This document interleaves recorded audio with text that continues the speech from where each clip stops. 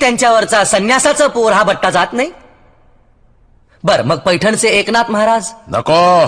तुम्हाला वेद नको, अद्वैत तत्वज्ञान नको, वारकरी परंपरा नको, मग तुम्हाला हवाय तरी काय?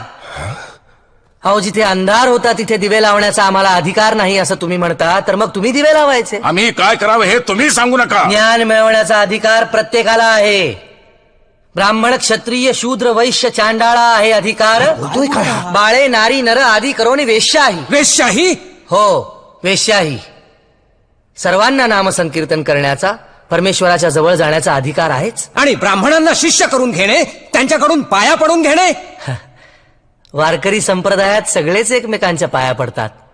माऊली म्हणतात समोरच्या माणसात असलेल्या देवत्वाला तो नमस्कार असतो. आणि मी आजवर कोणालाही शिष्य करून घेतलेलं नाही.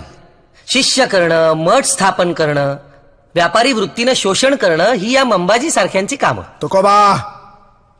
तुकोबा, तुम्ही कितीही बडबड केलीत तरी स्मृती श्रुतीप्रमाणे तुम्ही गुन्हा केलेला आहे. या गुन्ह्याची शिक्षा काय आहे तुम्हाला माहितीये? स्मृती ग्रंथात सावकारी करणाऱ्या, सेवा करणाऱ्या, शेती करणाऱ्या ब्राह्मणांना शूद्र म्हटलंय. हेही तुम्हाला ठाऊक असेलच.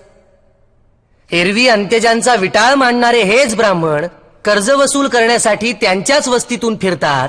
याला तुम्ही काय म्हणाल? का कायदा फक्त आमच्यासाठी आहे? तू गरजेपेक्षा जास्त बोलतोयस. सत्यामामनी नव्हे गबाळाचे धनी, देतो तीक्ष्ण उत्तरे, पुढे व्हावयासी बरे. धर्मशास्त्राच्या आदेशाचा तू अपमान केलेला आहेस. या कायद्यावरही एक न्याय आहे, ईश्वरी न्याय. या धर्मपीठावरही एक पीठ आहे ज्याची योजना तुम्ही अवेरताय. तुझा गुन्हा दुर्लक्ष करता येण्यासारखा नाही. हे धर्मपीठ आदेश देत आहे की यापुढे तुला काव्य करता येणार नाही.